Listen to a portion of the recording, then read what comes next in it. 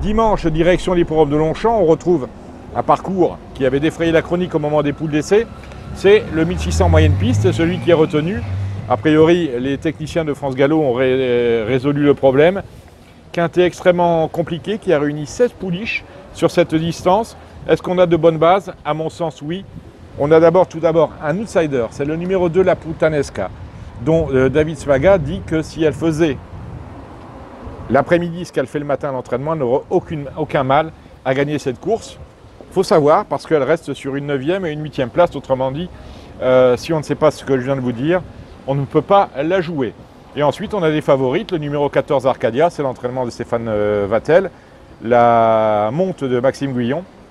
Intéressant, Maxime Guyon qu'on suivra d'ailleurs durant toute l'après-midi parce qu'il est plutôt bien armé. On fait attention à la candidature également dans cette épreuve du numéro 3, Cayenne, qui vient de très bien se défendre contre les mâles. Là, ce sont les seules femelles. Alors, vous allez voir, on va vous dire, il y a des voyages entre Marseille et Paris qui peuvent la fatiguer. Je n'y crois pas une seule minute.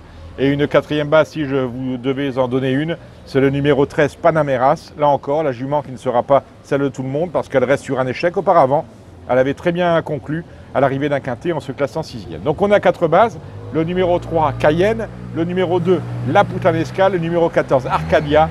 Et on spécule également sur les chances du numéro 13, Panameras. Et ensuite, vous ferez les choses exactement comme vous le sentez. Si le terrain venait de s'alourdir, sachez que le numéro 1, Kalisaga, qui avait gagné 2 quintets, on s'en souvient, dont un à Saint-Cloud dans le terrain très lourd, ne serait pas du tout hors d'affaire. On pourrait également aller voir du côté du numéro 10, Golden Rajza, du numéro 9, Jenna Jaune, et du numéro 8, Passion de Nantaise, tout en ajoutant le numéro 7, Aya of Fortune, pour l'entraînement de Norbert Lenders. La semaine prochaine sera beaucoup plus intéressant, puisqu'on parlera notamment du Prix de Diane.